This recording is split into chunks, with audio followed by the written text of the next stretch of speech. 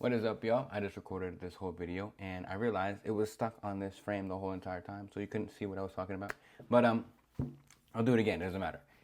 I'm gonna be talking about how I can help you make your life a lot easier. Okay, and it's just gonna be it's more of a organized, more compact. I have talked about this in the past before, but I wanted to make it a little bit more easier. You know, you get the idea.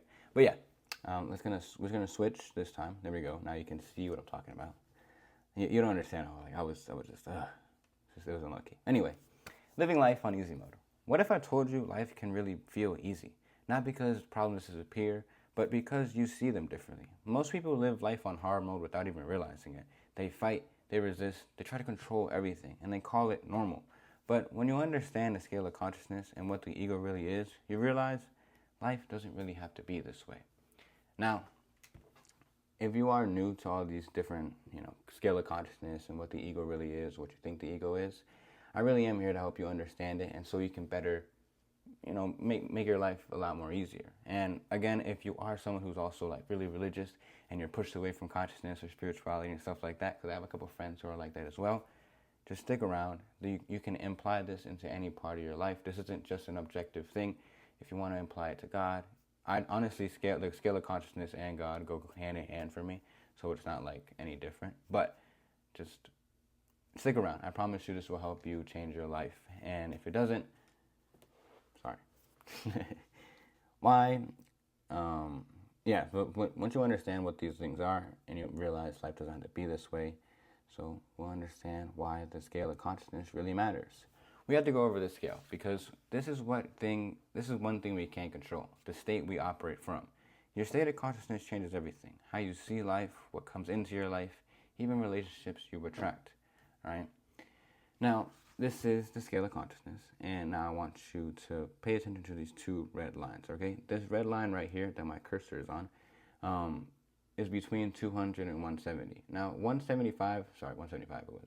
175 and below, that's all the quote-unquote negative feelings. So if those feelings come from those are man-made things, the pride, the anger, the desire, the fear, all of that. Because in God's reality, none of this really exists. The pride, the anger, none of that ever exists. All it is just love, peace, joy, etc. Now, of course, am I saying that having pride or having fear or having any desire isn't real? No, we all have that inside ourselves. I'm just telling you this so for further reference, you will understand what I'm talking about. Yeah, that's what it was. Negativity and positivity up here. And then now you may be wondering what this red line means.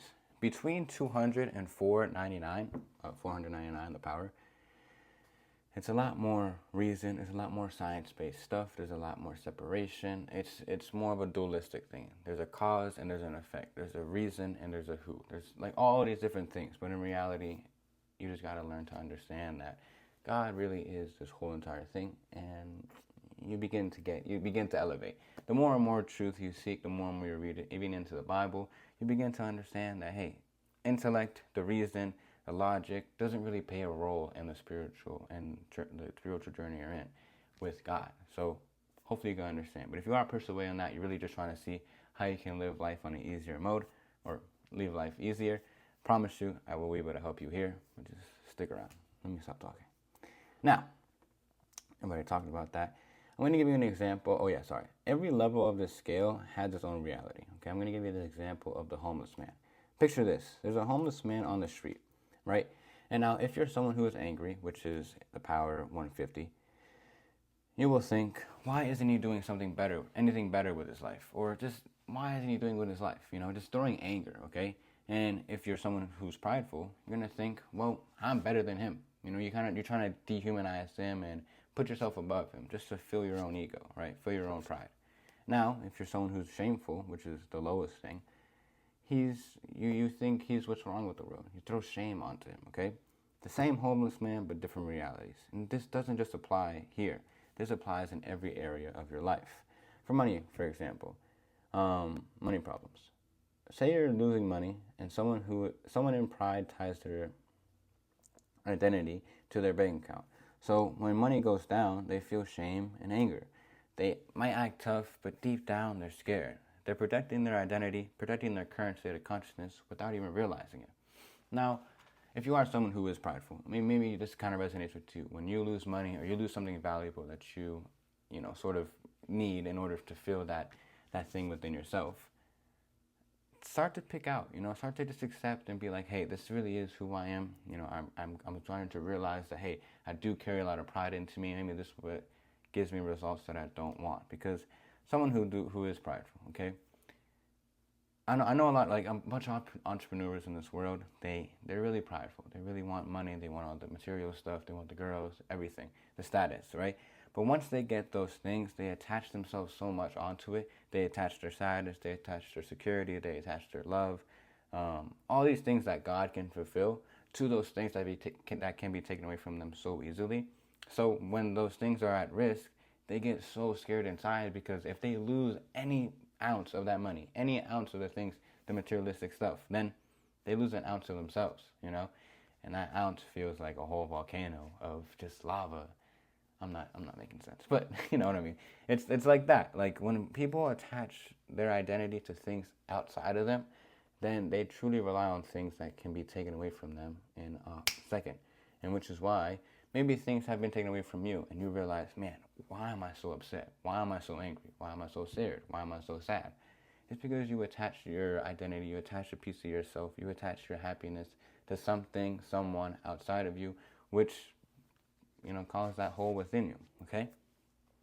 And you unconsciously kind of like protect that. You unconsciously just do a lot of things to keep that in your cycle. But once you can realize that, hey, I attach my happiness, my security, my love, I don't know, whatever, all that things to money, then you can let go of that attachment. Put that attachment towards yourself and God. Then money will just come to you, and you won't feel any different with or without it. Hope that makes sense. So, this is also another thing, right? Ignorance keeps people stuck. Ignorance versus humility. It's what stops people from raising their consciousness and even getting closer to God. Humility does the opposite. It's forgiving, accepting, and surrendering our control to God, right?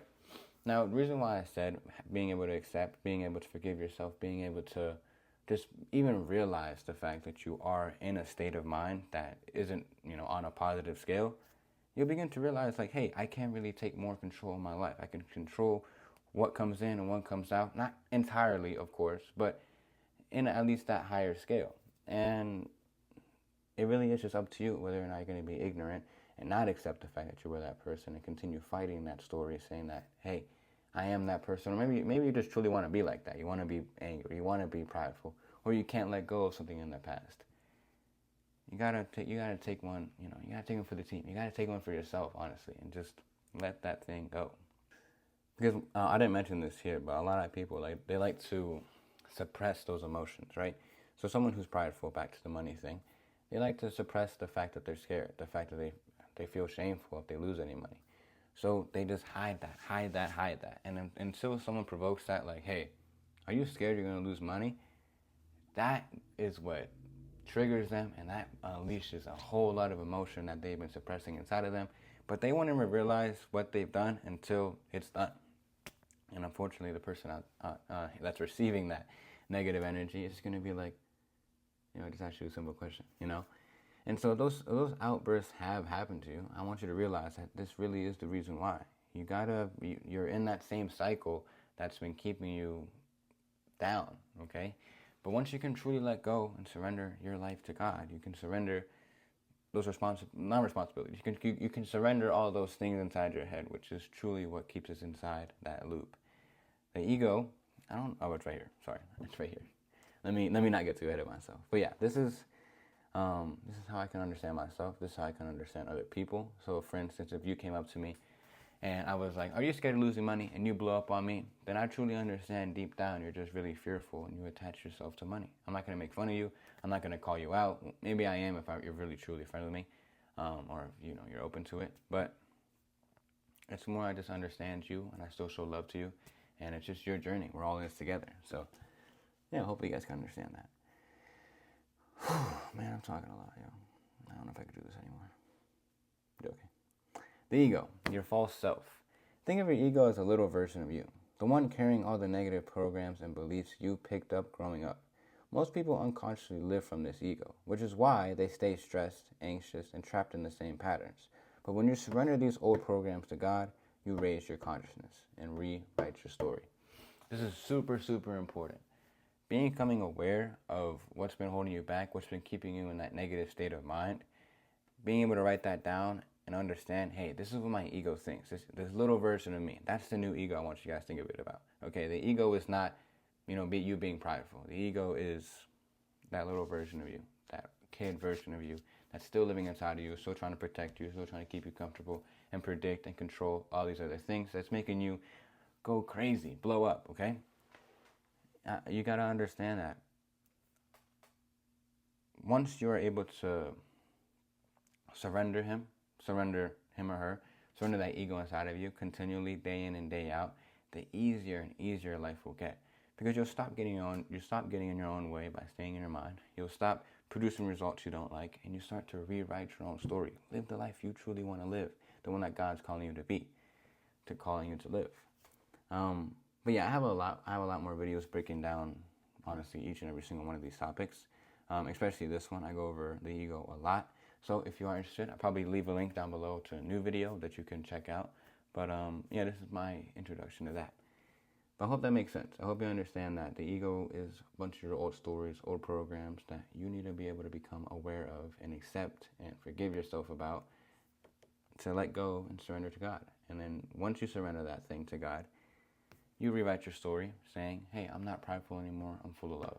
Hey, I'm not ignorant, I'm full of understanding and humility.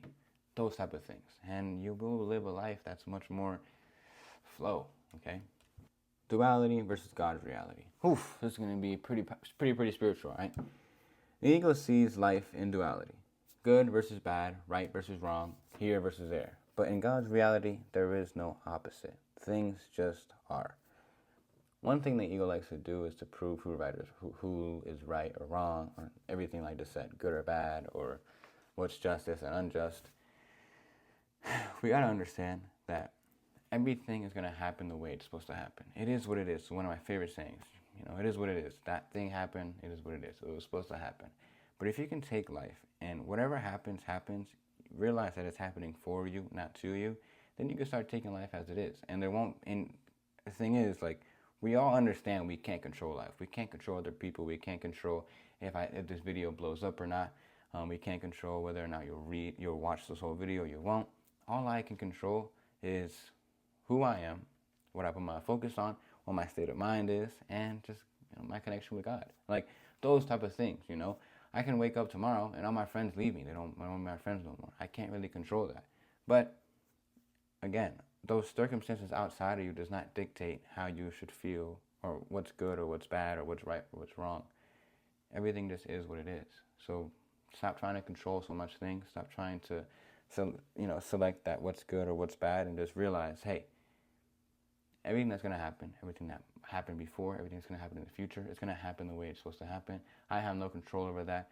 It's just God in control. Now you're living in God's reality. There's no you trying to justify whether that person's right or that person's wrong. There's less conflict. There's less internal conflict within yourself, whether you did something good or did something wrong, because this is something I like to tell myself a lot. And sorry if I'm like yapping a little too much. But whenever I look to my past and I'm like, man, I should have done this better, or I should have made this video a little better. Maybe I should have stopped talking in that video, etc. I say to myself, the future version of me, the future me, I'm like, at the time when I was recording that video, or at the time in that past moment, I thought that was the best thing to do. So just let it be. Because at the end of the day, you stressing about something that you once did in the past, you can't change it. You can't really change anything. So living in the past, living in the future is never going to get you where you want to get to. Living in this present moment, living in God's reality is how you live life. And that's what living in God's reality is all about. And surrendering that dualistic perspective of right and wrong, good or bad, here and there. Because at the end of the day, there is nothing separate. Everything is together. Now, I don't think I mentioned this here, but rewriting your new story, okay? Let's say you're someone who's trying to become a content creator, someone who's trying to be an entrepreneur, someone who's trying to get closer to God, etc. Whatever your desires are, whatever you think your purpose is, you must believe you have those things now and surrender that desire. Okay, what I mean is when I was first creating content, I had so much desire to become a content creator, so much desire to become a coach, and to the point where like I attached so much stuff to this stuff that I like to making content and being a coach, that no matter what I made, no matter how much people I affected, it was never enough, because the desire was always linked to fear, was always linked to, I don't know, guilt, shame, I don't know, whatever other thing was attached to desire that I attached to it, my desires, sorry, it was just plaguing it. It was just lacing it. But once I, wrote down my desires, let go of those desires, I surrender them to God, and just believe that I have them with me right now, no matter how much content I produce, no matter how good or bad my content performed, I was always fulfilled within me because, well, I knew this is part of my journey. This is just how life's supposed to be. It is what it is. And I'll continue to show up for every single day, be my best self, raise my state, change people's lives. And if you are watching this, hopefully I'm changing your life at this moment, because my life really has gotten a lot easier. And don't get me wrong, there are going to be challenges. I've had my own money problems. I've had my own old stories popping back into my head where I was like, man, I thought I was over this. It's just a bunch. It's a constant chipping away of your ego, chipping away of those old stories, chipping away from the enemy. And you just got to continue showing up for yourself every single day. I'm taking a break from talking. I'm about to pass out. Living in God's reality. There is no poverty, only abundance. There is no stress, only peace and clarity. Negative thoughts are illusions. Believing them gives them power. Every single day you choose the ego's illusions. Every single day you choose the ego's illusions or God's reality. And if you have any questions, if I've gone through these things a little too fast, please feel free to hit me up on Instagram, like I said before. I'm falling asleep. I'm not going to lie. I'm sorry. But I'm just going to be real with you guys because I got to go somewhere soon. But yeah, practical step. All right, this is something I want you to just like a daily mantra, a daily affirmation, or just something you continue to do every single day. Notice when you're in a lower state, shame, anger, pride, etc. Fear is one big one. Pause and remind yourself, peace is now, God provides the rest. Or you can even say, I trust in God, I have faith in God, He will take care of me. I'm at where I'm supposed to be at, God will take care of the rest. Anything like that, anything that revolves God taking care of you, you having faith, you living in the peace and the abundance and the love, you being that person you know you already are, it's always going to help you raise your state. Now, surrender the negative program, not by fighting it, but by releasing it. I have another video. I'll probably link that video down below about letting go of those old programs and how to actually do that without fighting, without, tearing your hair out because you're like, I thought I was over this, but I wasn't, etc. I'll leave that down below because this video is already getting kind of long. And yeah, so if you guys are interested, check that out. But yeah, this is done. This connected with you. Don't just watch and move on. Ask yourself right now, where do I operate from on the scale most of the time? Comment below if you want to go deeper, watch any of my other videos, etc. I wrote that down. I forgot I was supposed to read that out. Kidding. Comment below, and if you want to go deeper, watch my other video on letting go of the ego, which I will link down below, and subscribe if you're ready to live life on easy mode. I'm going to continue to post weekly. My schedule has been messed up like crazy, but I'll continue to grind. I promise you, I'll come back here and be a lot stronger, be a lot more consistent. But yeah, also let me know what type of videos you guys want to see a little more, whether it's these type of videos or ones where I'm outside and just randomly talking, or just a mixture of both. I love doing both. But yeah, God bless. I will catch you guys in the next video. I'll make sure to come not tired. I don't know what happened to me. Wait, let's see. How can I flip the camera? Peace out.